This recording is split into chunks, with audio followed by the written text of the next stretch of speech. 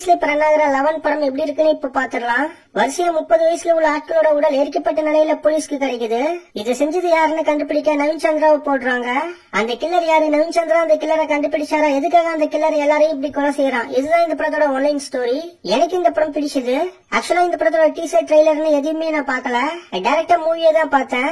ஒரு investigation thriller படமா இது எடுத்திருக்காங்க. இன்வெஸ்டிகேஷன் போர்ஷன் எல்லாமே நல்லா இருந்தது. ஃபர்ஸ்ட் ஹாஃபோட அந்த லாஸ்ட் 20 மினிட்ஸ் செம. வழக்கமா எல்லா படங்களையும் பிளாஷ்பேக்ல தான் கால வாரி விடுவாங்க. ஆனா இந்த படத்துல பிளாஷ்பேக் போர்ஷன் ஒரு பெரிய ஹைலைட்டா சொல்லலாம். செகண்ட் ஹாஃப்ல வர அந்த பிளாஷ்பேக் போர்ஷன் செம்மையா இருக்கும். சில ட்விஸ்டும் இதுல இருக்கு. மூவி பெருசா எங்கேயும் லாக் ஆகாம என்கேஜிங்காவே இருந்தது. இந்த படத்துல பிரச்சனை நான் பார்த்தது என்னன்னா, முதல்ல ஹீரோயின் தான். அந்த ஹீரோயின் இந்த படத்துக்கு சுத்தமா செட் ஆகல.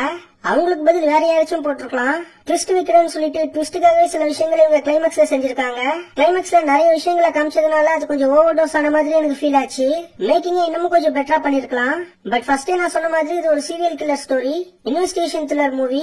நல்ல என்கேஜிங்காவே இருக்கும். சோ இன்வெஸ்டிகேஷன் த்ரில்லர் ஃபேன்ஸ்க்கு இந்த 11 ஒரு ட்ரீட்னு தான் நான் சொல்லுவேன். இந்த இன்வெஸ்டிகேஷன் த்ரில்லர் ஃபேன்ஸ்க்கு 11 என்னோட சைட்ல இருந்து ஒரு ஹைலி ரெக்கமெண்டட் மூவி. ஒரு சில குறைகள் இந்த 11ல இருந்தாலும் கண்டிப்பா ஒன் டைம் பார்க்கக்கூடிய ஒரு படம் தான் இந்த 11. ட்ரை பண்ணி பாருங்க.